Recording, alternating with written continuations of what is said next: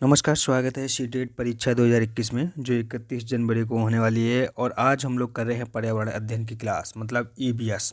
देखते हैं इसमें कैसे क्वेश्चन आते हैं। अगर आप ये सीटेट का पेपर दे रहे हो तो आपको ये वीडियो बहुत ही हेल्पफुल करेगी। हम इसमें क्वेश्चन का एनालिसिस करेंगे पूरी अच्छी तरीके से। ठीक है, पहला प्रश्न है, निम्नलिखित में से कौन से शब्द समूह आपस में निकटीय रूप से संबंधित हैं। कौन से शब्द समूह निकटीय रूप से क्या है, संबंधित हैं। ठीक है, ऑप्शन देखते हैं हम लोग। पहला ऑप्शन है मच्छर, डेंगू, लोह गुड़। और ऑप्शन बी है मच्छर, मलेरिया, अमीनिया, रक्त और अल्पात लोहा। और ऑप्शन सी है लोहो, अमेरिया, मलेरिया और अनीमिया, रक्त। ठीक है, और ऑप्शन डी है लोहो, हीमोग्लोबिन और अनीमिया, आंवला। तो यहाँ पर आपका राइट ऑप्शन होता है बी पार्ट। देखो, मच्छर से मलेरिया फैलता है। ठीक है, और अनेमिया जो रोग होता है वो लोहे की कमी से होता है। जिसके अंदर लोहा कम हो जाएगा, मतलब आयरन की मात्रा कम हो जाएगी, तो उसे अनेमिया हो जाता है। ठीक है, और इसके लिए डॉक्टर उपचार क्या बताता है, जैसे पालक खाओ और गुड़ खाओ। ठीक है, ये भी क्वेश्चन कई बार पूछा गया है। ठीक है, अगला प्रश्न नंबर 2। आरती एक पोस्टर पर एक बीमारी की रोकथाम से संबंधित निम्नलिखित सावधानियां पढ़ती है। ऑप्शन ए है अपने आसपास पानी को जमा ना होने दें। और ऑप्शन बी है पानी के बर्तनों, कूलरों और टंकियों को साफ रखें। ऑप्शन सी है यदि कुछ जगहों पर पानी इकट्ठा हो जाता है तो तेल का छिड़काव करें। और ऑप्शन डी है स्वयं के बचाव के लिए जाली का प्रयोग करें। तो इसमें क्या पूछा गया है, पोस्टर का उद्देश्य है कि फैलने के बारे में जागरूकता पैदा करना, मतलब कौन से रोग के फैलने के बारे में जागरूकता पैदा कर रही है। ठीक है, तो ऑप्शन ए है टाइफाइड एवं हैजा। हैजा पानी से नहीं होता है। ठीक है, दूसरा ऑप्शन है डेंगू और जापानी मस्तिष्क बुखार। और ऑप्शन सी है चेचक और मलेरिया। और ऑप्शन डी है डेंगू और आई फ्लू। तो यहाँ पर आपका राइट ऑप्शन होता है बी पार्ट। तो ये डेंगू और जापानी मस्तिष्क बुखार है। ठीक है, तो इसी के वो जितने आप बचाव करोगे तो ये चीज़ें नहीं होंगी। ठीक है, यहाँ पर देखो अगला प्रश्न नंबर 3 क्या दे रखा है, नीचे दिए गए बेन आरेख का अध्ययन कीजिए। ठीक है, क्या बेन आरेख दे रखा है, देखो यहाँ पर दे रखा है ज़मीन पर रहने वाले जीव जंतु और पानी में रहने वाले जीव जंतु, अंडे देने वाले जीव जंतु। और आपसे पूछा क्या गया है, निम्नलिखित में से कौन से जीव जंतु हैं जो एक्स वाले ग्रुप में रखे जा सकते हैं। मतलब देखो, मछली ज़मीन पर रह नहीं सकती, वो तो मर जाएगी ना। मगरमच्छ देखो पानी में भी रहता है और ज़मीन पर भी रहता है और अंडे भी देता है, तो मगरमच्छ ऑप्शन बी पार्ट सही होगा। ठीक है, अगला प्रश्न, अंजलि की सहेली दांतों में क्षय से बचने के लिए निम्नलिखित 4 तरीके बताती है। कौन कौन से 4 तरीके हैं, देखते हैं भाई।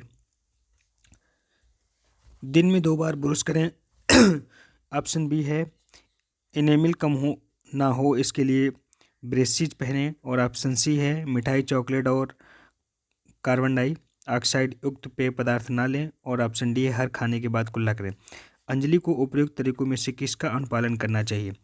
तो यहाँ पर आपका राइट आंसर होता है सी पार्ट, सी और डी और ए। ठीक है, इसमें बी नहीं होगा, ब्रेसिज कौन पहनेगा। ठीक है, अगला प्रश्न,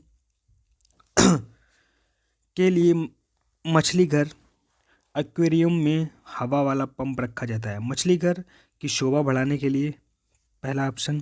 ऑप्शन बी है पानी को साफ करने के लिए, यहाँ पर गलत लिखा है। ठीक है, ऑप्शन सी है जलीय पौधों को अधिक कार्बन डाइऑक्साइड उपलब्ध कराने के लिए। और ऑप्शन डी है अधिक ऑक्सीजन को पानी में घुलने के लिए।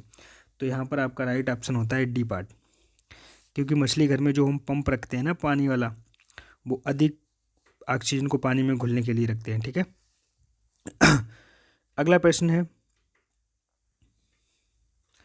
निम्नलिखित में से कौन से जीवन प्रक्रिया का कौन सा युग्म पेड़ पौधों और जीव जंतुओं दोनों में मिलता है। ऑप्शन ए है वृद्धि और प्रजनन। ऑप्शन बी है वृद्धि और भोजन बनाना। ऑप्शन सी है प्रजनन और भोजन बनाना। और ऑप्शन डी है प्रजनन और अंकुरण। तो यहाँ पर आपका राइट आंसर होता है ए पार्ट, वृद्धि और प्रजनन। तो यहाँ पर वृद्धि और प्रजनन ये ऑप्शन राइट है, ये दोनों चीज़ों में होती है। ठीक है, पेड़ पौधों में भी और जीव जंतु में भी। ठीक, अगला क्वेश्चन की तरफ चलते हैं। निम्नलिखित में से कौन सा चांद की सतह की विशेषताओं के बारे में सबसे अच्छा वर्णन करता है? ऑप्शन ए है हवा नहीं, गुरुत्व नहीं, पानी नहीं। ऑप्शन बी है हवा नहीं, गुरुत्व नहीं, समतल नहीं।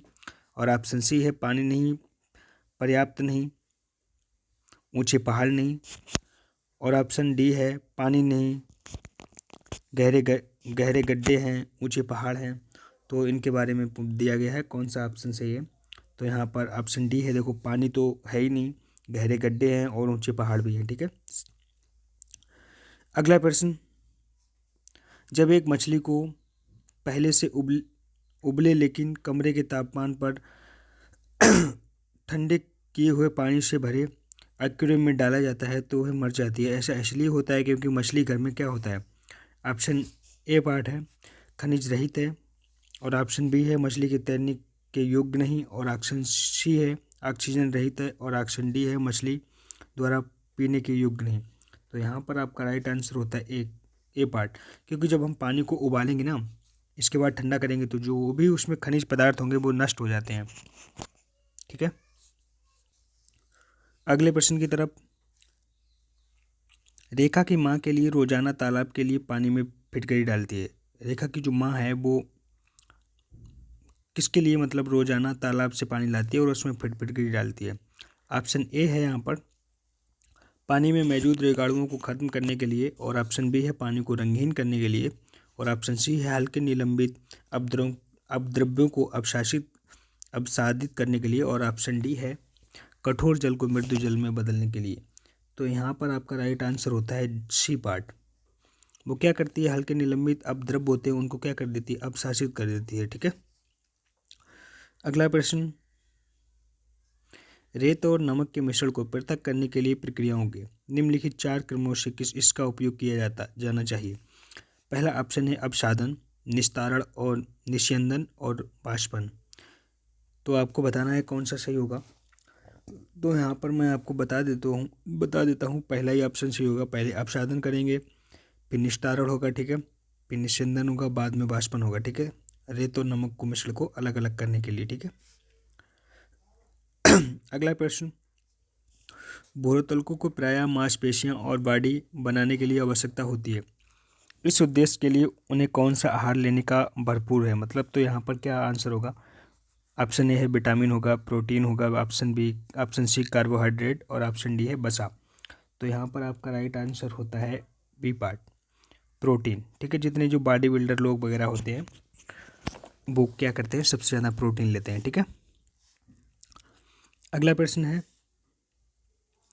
निम्नलिखित में से भोजन बनाने का कौन सा सबसे तरीका अच्छा है? ऑप्शन ए है बैक्टीरिया नष्ट करने के लिए सब्जियों को गहरे तलते हुए पकाना। और ऑप्शन बी है सब्जियों को अच्छी तरह से धोना और फिर काटना। और ऑप्शन सी है सब्जियों को काटना और तब उन्हें चलते पानी में धोना। और ऑप्शन डी है सब्जियों को काटने और पकाने से पहले उन्हें कुछ समय के लिए धूप में रखना। तो यहाँ पर आपका राइट आंसर होता है बी पार्ट, सब्जियों को अच्छी तरह से धोना इसके बाद काटना। ठीक है, तो यहाँ पर देखो बैक्टीरिया नष्ट करने के लिए सब्जी को गहरे तलते हुए पकाना, ये भी नहीं होगा। ठीक है, सब्जियों को काटना और तब उन्हें चलते पानी में कौन धोएगा, सब्जी नहीं ससुरा बह के चला जाएगा। सब्जियों को काटने और पकाने से पहले उन्हें कुछ समय के लिए धूप में रखना। भाई सब्जियों को धूप में कौन रखेगा? अब पालक काट रहे हो उसको धूप में अगर सुखा के पकाओगे तो कैसा बनेगा भैया। मिलते हैं कल अगली वीडियो में। अगर वीडियो अच्छी लगे तो लाइक कर देना प्लीज़।